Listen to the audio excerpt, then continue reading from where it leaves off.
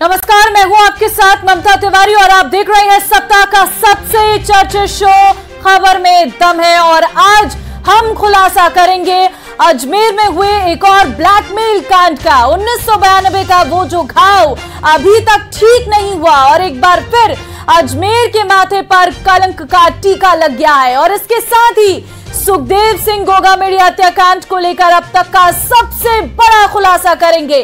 कैसे आतंकी और गैंगस्टर के गठजोड़ ने इतने बड़े हत्याकांड को अंजाम दिया था।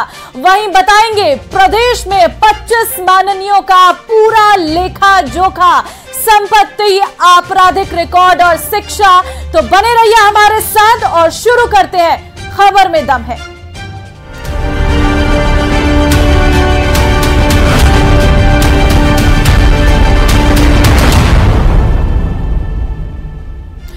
उन्नीस 1990 से 1992 तक अजमेर में कुछ ऐसा घट गुजर रहा था जो न सिर्फ गंगा जमुनी संस्कृति को कलंकित करना था, बल्कि अजमेर के सामाजिक ताने बाने पर बदनुमा दाग बन उभर रहा था। एक स्थानीय दैनिक नवज्योति अखबार में एक ऐसी खबर छपी जिसने सबको हिला डाला था और अजमेर में एक बार फिर वैसा ही कांड किया गया। देखिए ये रिपोर्ट।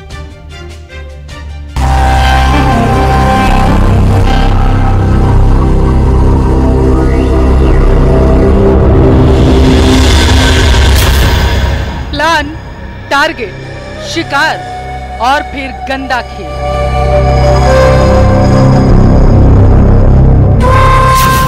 फिर याद आया 1992 का ब्लैकमेल कांड।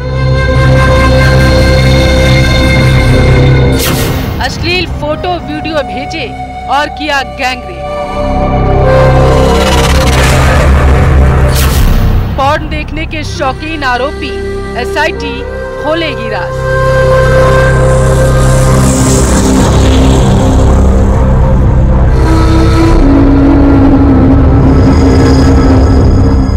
उन्नीस 1990 से 1992 में छात्राओं को अश्लील फोटो वीडियो के जरिए ब्लैकमेल किया गया और इस यौन शोषण का पर्दाफाश हुआ। इस घटना के बाद पूरा प्रदेश और देश में हड़कंप हो गया और क्या सरकार, क्या प्रशासन, सभी सहम गए।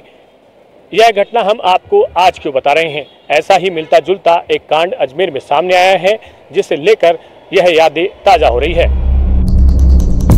1992 में हुआ राजस्थान का कुख्यात सामूहिक बलात्कार वाला मामला, जिसे अजमेर ब्लैकमेल कांड कहा जाता है, आज भी एक खुला घाव है।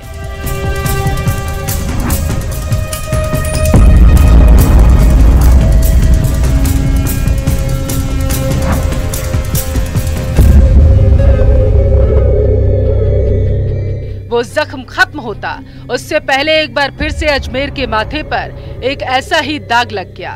31 मई को अजमेर के कृष्णगंज थाने क्षेत्र के रहने वाले एक परिवार ने रिपोर्ट दर्ज कराई कि उनकी बेटी को इरफान नाम का एक व्यक्ति अश्लील फोटो और वीडियो से ब्लैकमेल कर रहा।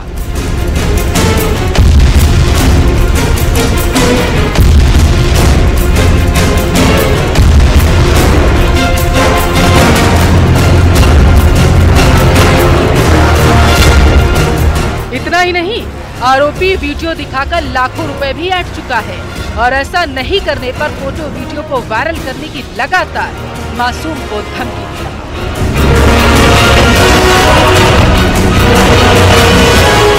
कृष्णगंज थाना अजमेर में एक प्रकरण दर्ज हुआ है जिसमें एक वर्ग विशेष की युवाओं द्वारा अजमेर की बालिकाओं के साथ में, जो बालिकाएं विभिन्न कोचिंग इंस्टीट्यूटों में अध्ययन कर रही है या किन्हीं सार्वजनिक स्मारकों पर इत्यादि जगह भ्रमण कर रही है, उनको सोशल मीडिया के माध्यम से उनसे संपर्क किया जा रहा है।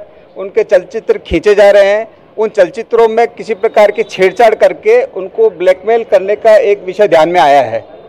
पूर्व में भी इस प्रकार का प्रकरण अजमेर में ब्लैकमेल कांड के नाम से चर्चित रहा है और उसके विगत काफ़ी समय से इसके दुष्परिणाम रहे हैं।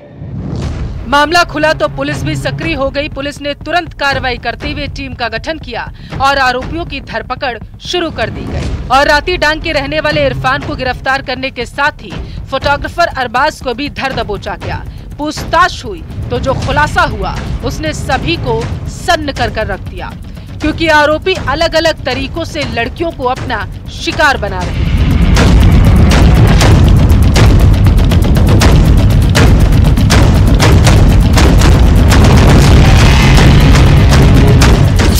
अजमेर में हैवानों की पूरी गैंग। पहला तरीका, इंस्टाग्राम पर आईडी बनाकर लड़कियों को ऐड करते, स्कूल और कॉलेज और कोचिंग छात्राओं को फंसाते थे, प्यार के जाल में फंसाकर पैसों की डिमांड करते, सेक्सुअल हैरेसमेंट कर अश्लील फोटो वीडियो बनाते। दूसरा तरीका, पार्क में लड़कियों की प्रोफेशनल फोटो क्लिक करते, फोटो भेजने के बहाने लड़कियों के मोबाइल नंबर लेते, दोस्ती बढ़ाकर फोटो को न्यूट कर ब्लैकमेल करते, गैंग के अन्य सदस्यों को भी लड़कियों के नंबर भेजते, एक एक कर पूरा गैंग उस लड़की का शिकार करता। सोशल मीडिया का जो दुरुपयोग है इनके द्वारा किया जा रहा है, खासतौर से जो आजकल के बच्चों का जो एक फैशन है इंस्टा पर, स्नैपचैट पर, तो ये इंस्टा पर एक आईडी क्रिएट कर लेते हैं, खुद का मोबाइल नहीं है तो साथी का मोबाइल लेकर उसमें अपनी आईडी से इंस्टा चलाते हैं और रैंडमली जो भी लड़कियां उसमें दिखती हैं उनको ये फ्रेंड रिक्वेस्ट भेजते हैं, कुछ इनको रिजेक्ट कर देती हैं, कुछ ब्लॉक मार देती हैं, कुछ इनकी रिक्वेस्ट को एक्सेप्ट कर लेती हैं, इनसे रैंडमली फिशिंग करते हैं ये। और उसके बाद जो बच्चियां इनके उसमें फ्रेंडशिप एक्सेप्ट कर लेती हैं, चिकनी चुपड़ी बातें करके उसको अपने जाल में फंसाकर फिर उसे जो है फेवर्स लेते हैं और फेवर्स में जो है फिर पैसा और सेक्सुअल एक्सप्लॉयटेशन भी इनके द्वारा किया जाता रहा है।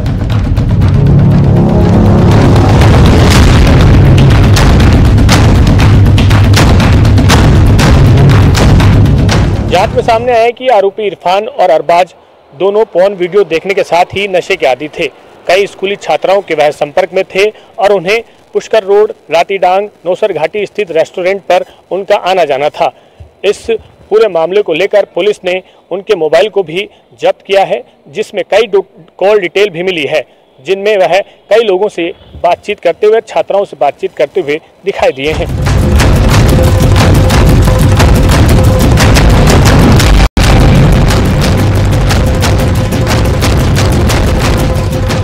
जो मोबाइल इनसे मिले उन मोबाइल को हमने FSL भेजा ताकि उसमें कोई अगर चैट डिलीट हुई है या कोई और कोई गैलरी में कोई डिलीट हुआ है तो उसको हम उनकी मदद से अगर रिट्रीव होती है तो रिट्रीव करने की फाइल्स को कोशिश करें ताकि कोई और इस मामले में कोई नया पहलू आता हो तो उसको हम देख सकें। पीड़ित छात्रा के पिता की रिपोर्ट के मुताबिक आरोपियों के चंगुल से बचने के लिए छात्रा घर से पैसे चोरी कर इरफान को दे रही थी। मार्च 2024 में छात्रा पैसे देने गई तो इरफान के साथ अरबाज भी था। इरफान ने ब्लैकमेल कर अरबाज के सामने ही छात्रा का रेप किया और फोटो वीडियो बनाया। तब तक छात्रा इरफान को 5 लाख रुपए दे चुकी थी, जबकि रेप के बाद आरोपियों ने 10 लाख रुपए की डिमांड रखी थी। पुलिस के मुताबिक इस गैंग में कई सदस्य शामिल हैं, जिसके चलते पुलिस ने कई स्थानों पर दबिश दी। इस मामले में पुलिस ने कई बदमाशों को पकड़ा भी है। वहीं इस मामले के सामने आने के बाद भारतीय जनता पार्टी अधिवक्ता संघ और शिवसेना के साथ कई संगठनों ने विरोध प्रदर्शन किया। अखिल भारतीय विद्यार्थी परिषद के साथ ही युवाओं ने कलेक्ट्रेट पर जमकर हंगामा किया और इस पूरे गैंग पर कार्रवाई करने की मांग की जा रही है।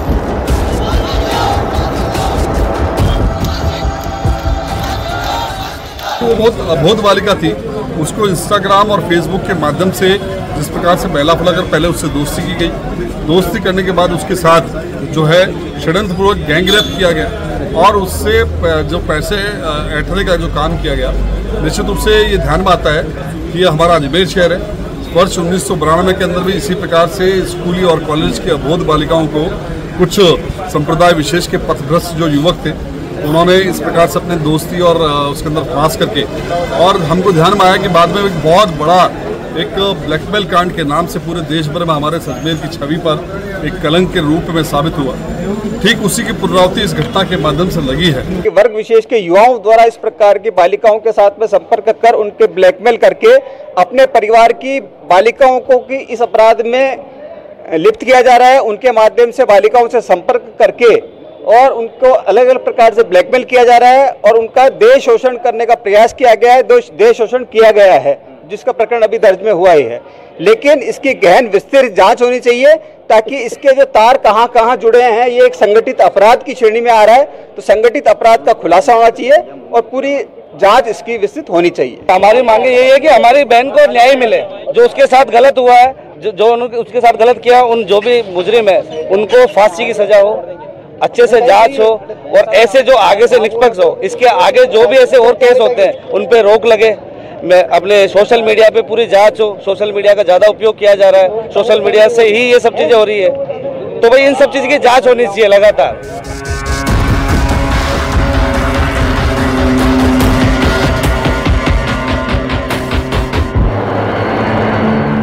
उन्हें ब्लैकमेल कर गैंगरेप कांड सामने आया था, जिनकी कई न्यूड तस्वीरें अलग अलग बाजारों में सप्लाई की गई थी। इस पूरे ब्लैकमेल कांड की तस्वीरों के बाद कई छात्राएं सामने आने लगी, जिनकी एक लंबी लिस्ट बन गई। करीब इसमें 150 छात्राएं बताई जा रही हैं। इस मामले में कई रसूखदार परिवार भी शामिल थे। इस पूरे प्रकरण को लेकर आज भी कोर्ट में मामला विचाराधीन है। अशोक सिंह, न्यूज़ 18 अजमेर। चलिए आगे बढ़ते हैं। प्रदेश में हुए सबसे बड़े हत्याकांड में अब सबसे बड़ा खुलासा हुआ है।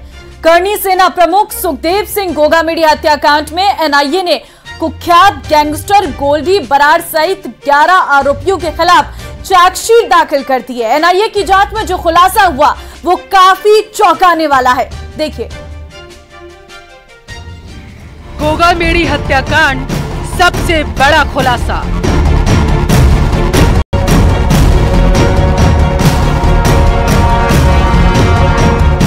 आतंकवादी गैंगस्टर सिंडिकेट डिकोड।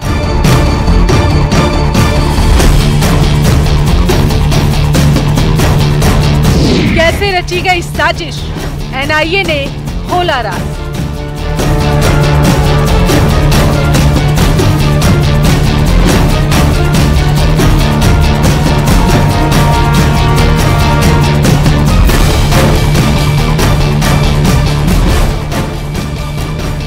जयपुर में हुए करनी सेना प्रमुख गोगामेडी हत्याकांड में एनआईए की जांच में एनआईए ने अब तक गोल्डी बराड़ सहित 11 के खिलाफ चार्जशीट पेश कर दी है। साथ ही आतंकी और गैंगस्टर सिंडिकेट की संलिप्तता भी सामने आई है।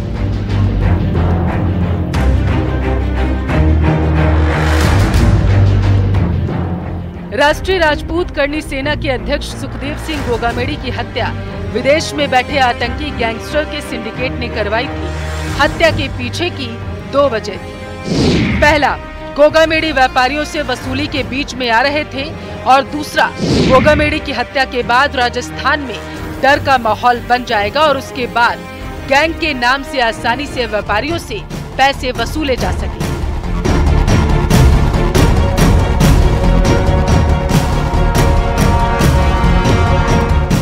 चूरू के रतनगढ़ के रहने वाले प्रॉपर्टी डीलर महिपाल सिंह से रोहित गोदारा ने 50 लाख रुपयों की डिमांड की थी। इसे लेकर महिपाल सिंह गोगामेडी के पास गया था मदद मांगने के लिए और कुछ ऐसे ही 2-3 और भी मामले थे, जिसे लेकर लॉरेंस बिश्नोई गैंग के लिए ये मामले सिरदर्द बन गए थे। मास्टरमाइंड रोहित गोदारा और गोल्डी बराड़ ने 3 राज्यों के शूटरों को गोगामेडी की हत्या की जिम्मेदारी सौंपी थी। कुछ बदमाशों को हत्या के बाद विदेश बुलाने का झांसा देकर भी उन्हें शामिल किया गया। रोहित गोदारा ने हत्या की साजिश के लिए राजस्थान, पंजाब और इसके साथ हरियाणा के बदमाशों को शामिल किया था। इतना ही नहीं, रोहित गोदारा ने राजू ठेहट की हत्या में इस्तेमाल हथियार देने वाले गैंगस्टर वीरेंद्र चारण को भी गोगामेडी की हत्या की साजिश में शामिल किया था। चूरू के वीरेंद्र चारण और झुंझुनू के अशोक मेघवाल को हथियार उपलब्ध करवाने की जिम्मेदारी भी दी गई। हत्या के लिए हरियाणा के महेंद्रगढ़ निवासी शूटर नितिन फौजी और जयपुर के खातीपुरा में रहने वाले रोहित राठौर को जिम्मेदारी सौंपी गई। हत्या के समय दोनों शूटर को खर्चे के लिए 50-50 हजार रुपए भी दिए गए थे। हत्याकांड में फायरिंग की घटना को अंजाम देने वाला नितिन फौजी अपने दोस्तों के जरिए लॉरेंस गैंग के संपर्क में आया था। रोहित गोदारा ने हत्याकांड के अंजाम देने के बाद उसकी पत्नी के साथ उसे विदेश भेजने का वादा किया, जिसके बाद वो लॉरेंस गैंग का सदस्य बन गया था। जयपुर के शाहपुरा में रहने वाला कपड़ा व्यापारी नवीन शेखावत करनी सेना से जुड़ा था। वो पहले भी कई बार सुखदेव सिंह गोगामेडी से मिला था। 5 दिसंबर 2023 को नवीन दोनों शूटर को शादी का कार्ड देने के बहाने गोगामेडी के घर ले गया। घर के बाहर नवीन को गार्ड ने रोककर पूछा भी तो नवीन ने बताया कि वो शादी का कार्ड देने के लिए आया। इसके बाद गार्ड ने नवीन और दोनों शूटर को अंदर जाने दिया। तभी पहले से तैयारी करके आए दोनों शूटर ने ऑटोमेटिक पिस्टल निकाली और पहली गोली गोगामेडी को मारी, फिर दूसरी गोली नवीन को मारी। इसके बाद तीसरी गोली उन्होंने गोगामेडी के पास खड़े रिश्तेदार को भी मारी। इसके बाद शूटर ने गोगामेडी पर फिर से फायरिंग करना शुरू कर दिया। गोली लगते ही गोगामेडी सोफा से नीचे गिर गए। इस दौरान करीब 15 से ज्यादा गोलियां चली और गोगामेडी की हत्या कर दी। गोल्डी बराड़ ने एक इंटरव्यू में गोगामेडी की हत्या की वजह का खुलासा किया। हम नहीं करे है जी, हमारे भाईचारे नहीं करे है ये रोहित गोदारा भाई साहब देख रहे थे सारा इसमें, हम नहीं, हमारे भाईचारे नहीं करे है जी।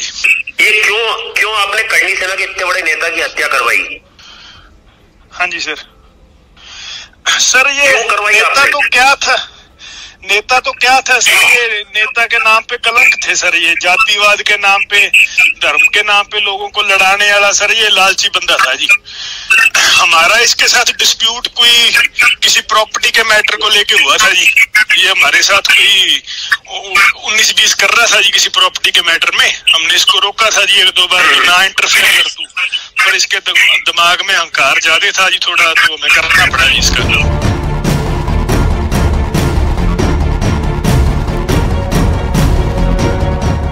फिलहाल सुखदेव सिंह गोगामेडी हत्याकांड में 8 आरोपियों को गिरफ्तार किया जा चुका है, जबकि 4 अन्य अभी भी फरार हैं। इनमें रोहित गोदारा से लेकर गोल्डी बराड़ तक शामिल हैं। Bureau report, news 18 Rajasthan.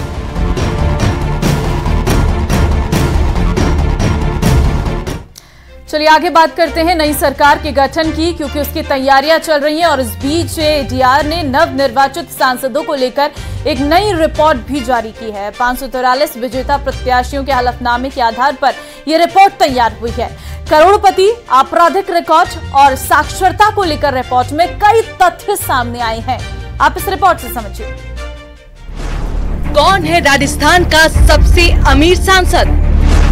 करोड़पति, आपराधिक रिकॉर्ड और साक्षरता। नव निर्वाचित सांसदों को लेकर एडीआर की रिपोर्ट। 22 सांसद करोड़पति, पीपी चौधरी सबसे धनवान। तो लोकसभा चुनाव के नतीजे सामने आ चुके हैं और लगातार जीत की हैट्रिक लगाने के बाद नरेंद्र मोदी तीसरी बार प्रधानमंत्री पद की शपथ लेने वाले। और इस बीच एडीआर ने नवनिर्वाचित सांसदों के हलफनामे के आधार पर एक रिपोर्ट तैयार की है, जिसमें सांसदों के इनकम से लेकर उनके आपराधिक रिकॉर्ड और तमाम जो जानकारियां हैं वो साझा की गई हैं। 543 नवनिर्वाचित सांसदों में से 504 सांसद करोड़पति हैं। पॉलिटिकल पार्टी को लेकर बात करें तो बीजेपी में सबसे ज्यादा करोड़पति हैं, तो वहीं 99 सीट पर कब्जा करने वाली कांग्रेस दूसरे नंबर पर है। कांग्रेस में कुल 92 करोड़पति हैं। 3 सबसे अमीर नवनिर्वाचित सांसदों की बात करें तो गुंटूर लोकसभा सीट से जीत दर्ज करने वाले डॉक्टर चंद्रशेखर पेम्मासानी से धनवान हैं। उनके पास 5,705 करोड़ की संपत्ति है। दूसरे नंबर पर बीजेपी के कोंडा विश्वेश्वर रेड्डी हैं। इनके पास 4,568 करोड़ की संपत्ति है। कोंडा विश्वेश्वर रेड्डी ने तेलंगाना के चिवल्ला सीट पर जीत दर्ज की है। तीसरे नंबर पर बीजेपी के नवीन जिंदल हैं। उनकी संपत्ति 1,241 करोड़ है। नवीन जिंदल ने हरियाणा के कुरुक्षेत्र से जीत दर्ज की है। विजेता उम्मीदवारों की शैक्षिक योग्यता को लेकर रिपोर्ट में बताया गया है कि 105 नवनिर्वाचित सांसद ऐसे हैं जिन्होंने 5वीं से 12वीं तक के बीच पढ़ाई की है। वहीं 420 नवनिर्वाचित सांसद ऐसे हैं जिन्होंने ग्रेजुएशन या इससे ज्यादा की पढ़ाई की है। 17 ऐसे हैं जो डिप्लोमाधारी हैं। एक उम्मीदवार ऐसा भी है जिसने अपनी शैक्षिक योग्यता साक्षर बताई है। सबसे युवा नवनिर्वाचित सांसदों की बात करें तो एसपी के 2 सांसद हैं जो 25 साल के हैं, पुष्पेंद्र सरोज और प्रिया सरोज, जबकि सबसे उम्रदराज डीएमके के टीआर बालू हैं। इनकी उम्र 82 साल है। एडीआर ने चुनाव में विजेता उम्मीदवारों के घोषित आपराधिक मामले दल के अनुसार आंकड़े जारी किए हैं। बीजेपी के 63, कांग्रेस के 32, एसपी के 17, टीएमसी के 7, डीएमके के 6 और टीडीपी के 5, साथ ही शिवसेना के 4 विजेता उम्मीदवारों के ऊपर गंभीर आपराधिक मामले हैं। राजस्थान की बात करें तो 25 में से 22 सांसद ऐसे हैं जिनके पास करोड़ से भी ज्यादा की संपत्ति है। इनमें सबसे ज्यादा पाली के पीपी चौधरी के पास 40 करोड़ से भी ज्यादा की संपत्ति है, जबकि 3 सांसद ऐसे हैं जिनके पास करोड़ से भी कम की संपत्ति और इनमें 2 सांसद। और चलिए फिलहाल खबर में दम है, मैं बस इतना ही। बाकी अन्य खबरों के लिए आप बने रहिए हमारे साथ और देखते रहिए प्रदेश का नंबर